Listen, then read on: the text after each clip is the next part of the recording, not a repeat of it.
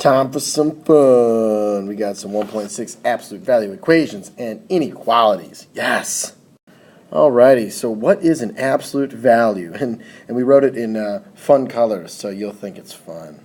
Because it is fun. Alright, the absolute value is basically just the distance that the number is from 0 on a number line. This is a number line. Okay? So both 2 and negative 2 are 2 away from 0. Therefore, the absolute value of negative 2 is 2. 3 is 3 away from 0, as well as negative 3 is 3 away from 0. So either 3 or negative 3 is going to give us 3 when we take the absolute value. There we go. So let's think about a couple of these here. We say. Absolute value of x equals 5.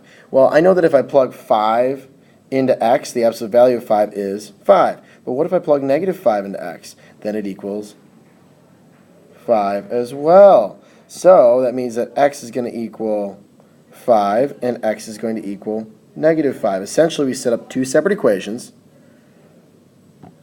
and set them equal to this as well as the negative version of that. Okay, so let's apply that to the second one over here. Well, I know that the inside absolute value, if it equals 6, so something plus 1 equals 6, then I'll get 6 as my output, and if it equals negative 6, I'll also get positive when I take the absolute value. So let's write that out. First off, I'm going to have x plus 1 equals 6. I know that if I get that, which would end up being x equals 5, well, if I plug 5 in right here, 5 plus 1 is 6. The absolute value of 6 is 6. There's one answer, but there's got to be another. There's going to be another one here. Well, if I did x plus 1 equals negative 6, sorry, that's a little hard to read. Let me change colors. Now I can solve. I'm going to have x equals negative 7 because I subtracted 1. Well, let's think about that. If I plug negative 7 in here for x, negative 7 plus 1 is negative 6. What's the absolute value of negative 6? Well, it is 6. Woo! So both 5 and negative 7 are solutions here. Okay. So almost all the time we're going to have dose solutions with absolute values. Okay? Really, there's only one case where we won't. We'll talk about that when we get there. Last one. Absolute value of x equals negative 7. Question. Absolute value is always equal to a positive number. Yes? Yes. So could the absolute value of x equal negative 7? No! All right. Way to go. So this would be no solution. Let's keep going. Now, if you're feeling comfortable, go for it. If you need some more instruction, keep the video rolling. All right, so I'm going to set this up into two separate equations.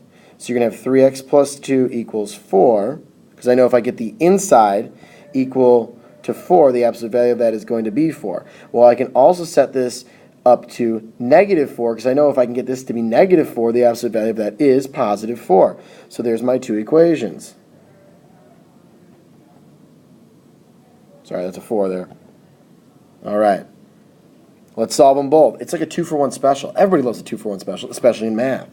So I'm going to have 3x equals 2 when I subtract that 2, so x equals 2/3. There's one answer. My next one, 3x equals, well, we're subtracting 2, so I get negative 6 divided by 3, and I get x equals, well, negative 6 divided by 3 is negative 2. Boom, there's my two answers. We are on a roll. Alright, let's try another one. I think you know the basic setup. Two separate equations. One's positive, one's negative. Bibbidi-bobbidi-boo. So, go for it. Pause it. Try it. Okay, so we've got 6x minus 9 equals 39. And 6x minus 9 equals negative 39. Woo! So let's solve both. If I add 9, I'm going to have 6x equals 48. Divide by 6, I get x equals 8. There's one answer. Then my other one, 6x, I'm going to add 9, so I get equals negative 36. Divide by 6, I get x equals, negative 30. Oops.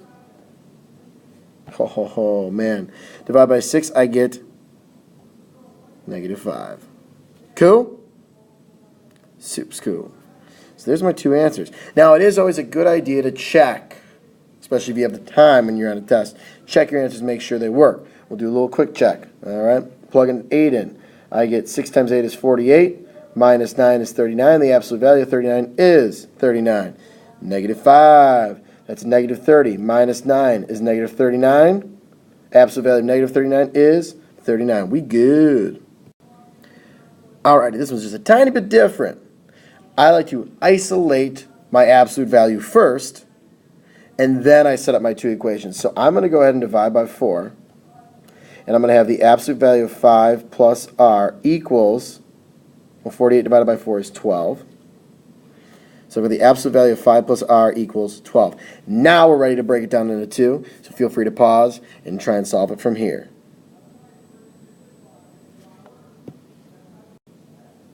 So I broke these two down and solved my two separate equations. I got 7 and negative 7. We can plug, or sorry, 7 and negative 17. We can plug those in to double check it, and it works. Awesome, awesome, awesome, awesome. All right. Once again, make sure you isolate the absolute value first. You want to isolate the absolute value before you set it up into two separate equations. So to do that, I'm going to subtract 3. So I have 2 times the absolute value of x plus 9 equals 4. And then I'm going to go ahead and divide everything by 2. Now I've got absolute value of x plus 9 equals 2. And now I can break it down into two separate ones and solve. So you can pause it when you're ready for the answer. Hit play, and you'll see the work. Alrighty, so here we go. We've got negative 7 and a negative 11. If you plug that back in, we get negative 7 plus 9 is 2. Absolute value of 2 is 2. Times 2 is 4. 4 plus 3 is 7. Good. Plug in negative 11. Negative 11 plus 9 is negative 2. Absolute value of negative 2 is 2. 2 times 2 is 4. Plus 3 is 7. We're good. Alright, this next one says solve and check for extraneous solutions. Extraneous solutions are basically this. You did the whole problem correctly, but one of the solutions that you got, even though you did it correctly, doesn't actually work in the original problem. And that's what we were checking for before. So let's do that again. Okay?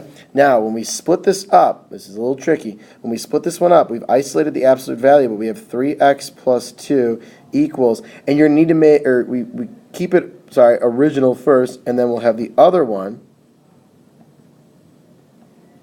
And the whole thing becomes negative. So it's negative 4x minus 5. Okay? So negative 4x minus 5. Both parts need to change sign. We multiply the whole side by negative 1. So now we can go through and solve these two equations. You should know how to solve these two equations with ease. So I'm going to just let you pause it. And then when you hit play a couple seconds later, all the work will pop up with the two answers. Alrighty, so I've got my two answers. We got the negative 3 and the negative 1. You can see my work here. Make sure you can make sense of that. Now we want to check and make sure that it works. Well, if I plug in negative 3 times 3 is negative 9 plus 2 is negative 7. Absolute value of negative 7 is positive 7. So I get 7 on this side. And then the other side, negative 3 times 4 is negative 12 plus 5 is negative 7. Does 7 equal negative 7? No. So we got to take that one out. That's an extraneous solution. Let's still check the one in the red. If I plug in negative 1, I end up with negative 3 plus 2 is negative 1. Absolute value of that is positive 1. Plug in the negative 1 on the other side. Negative 4 plus 5 gives me positive 1. Does 1 equal 1? Yes. Ding, ding, ding, ding, ding. We have ourselves a winner here. X equals negative 1. The x equals negative 3 is an extraneous solution. We got to cross that one out. If you gave me both solutions on a quiz or a test, I would have to take a point off because, well, this one over here does not actually work. You did all the right steps, but it does not work back in the original. Okay? Let's try one more of these. So feel free to pause it, work it out, and when you're ready, boom, hit play, and you can watch the solution happen. Woo!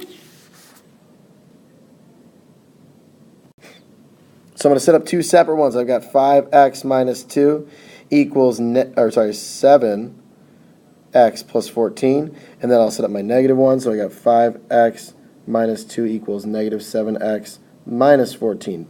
They both get multiplied by negative 1 on that other side. All right, but you got to make sure that always make sure that your absolute value is isolated first with any of these problems.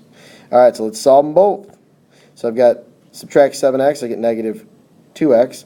Add 2, I get positive 16. Divide by negative 2, I get x equals negative 8. So there's one solution, but I still have to check it. We'll get to that in a sec. Over here, add the 7x, I get 12x. Add the 2, I get negative 12. Divide by 12, I get x equals negative 1. So there's my two solutions. Let's see if these work. Okay.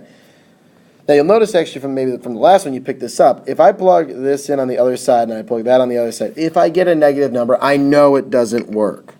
That's a red flag right there. If I plug in negative 8, I get negative 56, because 7 times negative 8 is negative 56, plus 14. That's a negative number. I know right away this ain't going to work, because an absolute value cannot equal a negative number. It can have a negative number inside of it that becomes positive, but the output of an absolute value will always be positive. So if I have a negative over here, it ain't going to work. Let's try the negative 1 though. If I plug negative 1 in, I have negative 7 plus 14 is positive 7. That's a good start. How about the 5x minus 2? Plug a negative 1 in. I get negative 5 minus 2 is negative 7. Absolute value of that is positive 7. 7 equals 7. Boom. X equals negative 1 is my solution. Nice job.